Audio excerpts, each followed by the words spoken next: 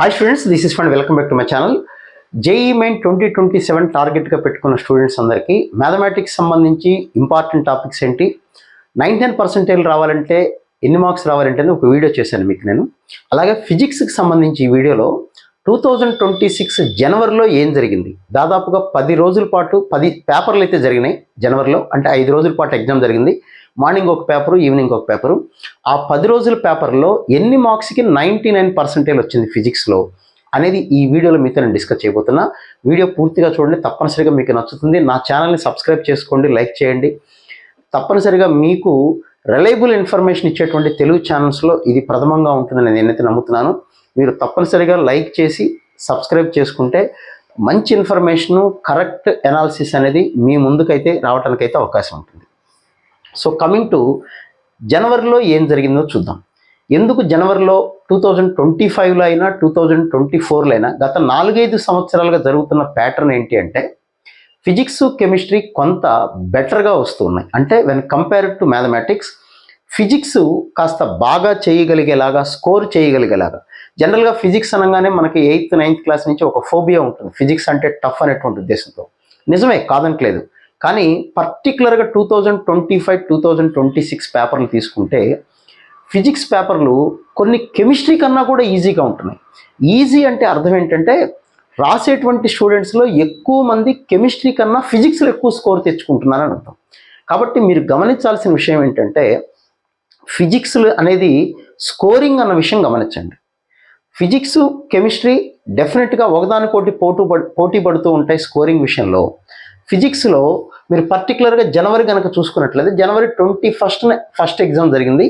28th వరకు 5 రోజుల పాటు ఎగ్జామ్ జరిగితే, అంటే 10 పేపర్లు, మార్నింగ్ ఒక పేపర్, ఈవినింగ్ ఒక పేపర్ జరిగితే ఫస్ట్ రోజున ఫస్ట్ పేపర్లో 70 మార్క్స్ వస్తే కానీ, అంటే దగ్గరగా ప్రతి ఒక్క స్టూడెంట్ 18 క్వశ్చన్లు అనుకోండి, 18 క్వశ్చన్స్ అంటే 18 into 4 72 మార్క్స్ వస్తే కానీ మీరు మొత్తం అనాలిసిస్ చూడండి.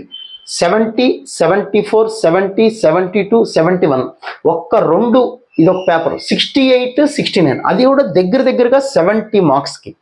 అంటే యావరేజ్ చూసుకున్నా కూడా మనకి 18 క్వశ్చన్స్ ఎవరైతే కరెక్ట్గా చేయగలరో వాళ్ళకి 99% ఫిజిక్స్లో వస్తుంది. అంటే సబ్జెక్ట్కి 99% అవసరమా అంటే మనకి ఎక్కడ స్కోర్ చేయగలమో దానిలో స్కోర్ చేయగలగాలి. వీలైనంత తొందరగా అని కాకుండా యాక్యురేట్గా చేయగలిగితే 99% తెచ్చుకోవటం అనేది పెద్ద కష్టమైన విషయం ఏం కాదు. కానీ ఇంకా మనకి దాదాపుగా 4.5 నెలల టైం ఉంది కాబట్టి ఫిజిక్స్ కష్టం అనే ఫోబియా నుంచి పక్కన పెట్టి 18 క్వశ్చన్స్ చేయగలగాలి. దానికి మీరు చేయాల్సిన పని ఏంటో కూడా నేను చెప్తాను మీకు. నేను ప్రతి ఒక్క స్టూడెంట్ మీరు ఏ కాలేజీ మెటీరియల్ అయినా తీసుకోండి, లేదా మీకు మార్కెట్లో జరిగేటువంటి రకరకాల ఫిజిక్స్ గెలాక్సీ బుక్స్ అవ్వచ్చు, హెచ్సి వర్మ అవ్వచ్చు, ఇరుడో అవ్వచ్చు, ఏది తీసుకున్నా చాలా టఫ్గా ఉంటాయి. కానీ మీరు గుర్తుపెట్టుకోండి, 2025, 2026 పేపర్స్ మాత్రం డెఫినెట్గా ప్రతి ఒక్క స్టూడెంటు నా టార్గెట్ 2027లో ర్యాంకు కొట్టాలి, అది కూడా జనవరిలోనే కొట్టాలనుకున్న స్టూడెంట్స్ 2025, 2026 క్వశ్చన్స్ అనేది తప్పనిసరిగా ప్రాక్టీస్ చేయాలి.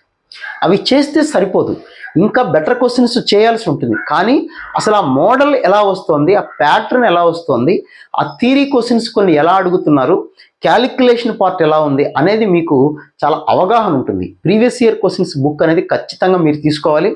నేను ఆల్రెడీ మీకు చాలా బుక్స్ రిఫర్ చేశాను నేను. సో ఆ బుక్ కావాలంటే ప్రీవియస్ ఇయర్కి సంబంధించి అమెజాన్లో బుక్స్ ఉంటాయి. అమెజాన్లో అవ్వచ్చు, ఫ్లిప్కార్ట్లో అవ్వచ్చు. అమెజాన్ లింక్ కావాలంటే కింద డిస్క్రిప్షన్లో ఇస్తాను, మీరు కావాలంటే ఆ బుక్ అయితే తీసుకోండి. ఓస్వాల్కి సంబంధించిన బుక్ లింక్ కింద డిస్క్రిప్షన్ ఉంటుంది. మస్ట్ ఇంక అందులో బుక్ కొనకుండా ఉండే అవకాశం లేదు, కొనాల్సిందే. ర్యాంకు కావాలి అంటే ప్రీవియస్ ఇయర్ క్వశ్చన్స్ చేయాల్సిందే. అందులో 2025, 2026 ఫిజిక్స్ పరంగా స్కోరింగ్కి చాలా అవకాశం ఉన్నాయి కాబట్టి మీరు ఆ 2 సంవత్సరాల అన్ని పేపర్లు చేయాల్సిందే. సో మీరు గమనిస్తే 18 క్వశ్చన్స్ చేస్తే కానీ మనకి 99% రాలేదు. అంటే ఎంత యాక్యురేట్గా, టైం కూడా చూడండి, ఫిజిక్స్ అనేది ఎంత స్కోరింగో చూడండి. అదే మ్యాథమెటిక్స్లో మీకు చెప్పాను 12 క్వశ్చన్లు, 10-12 క్వశ్చన్లకే 99% వచ్చేది. దానికి సంబంధించి ఇంకో వీడియో చేసి చెప్తాను మీకు నేను.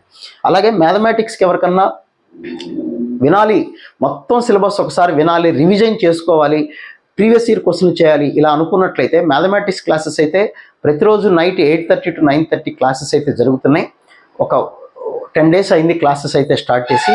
మీరు కూడా ఆ క్లాసెస్లో జాయిన్ అవ్వాలనుకుంటే నెలకి 3,000 రూపాయలు అవుతుంది. ప్రతి నెల ఒక ట్యూషన్ లాగా నైట్ 8:30 to 9:30 క్లాసులు అయితే జరుగుతున్నాయి. అయిపోయిన క్లాసులు వీడియోలు కూడా ఉంటాయి.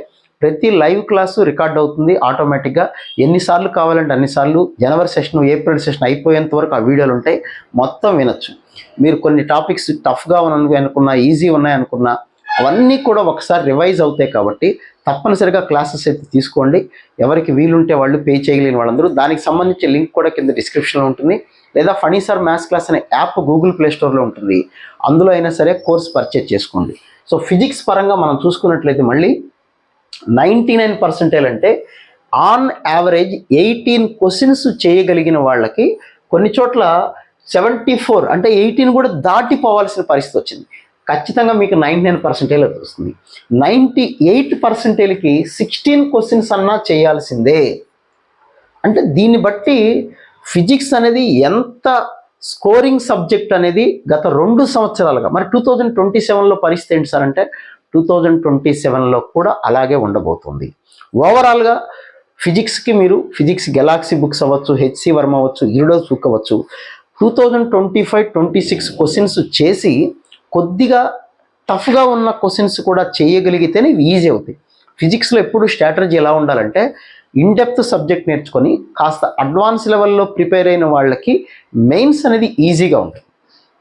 ఫిజిక్స్, కెమిస్ట్రీలో మ్యాథమెటిక్స్ కంటారా, మెయిన్స్కి అడ్వాన్స్కి పెద్ద తేడా ఉండదు క్వశ్చన్ పేపర్స్. ఇంకా ఒక రకంగా చెప్పాలంటే కొన్ని క్వశ్చన్స్ అడ్వాన్స్లోనే బెటర్గా ఉంటున్నాయి, మెయిన్స్లో చాలా లెంగ్దీగా, టఫ్గా, ట్రిక్కీగా ఉంటున్నాయి.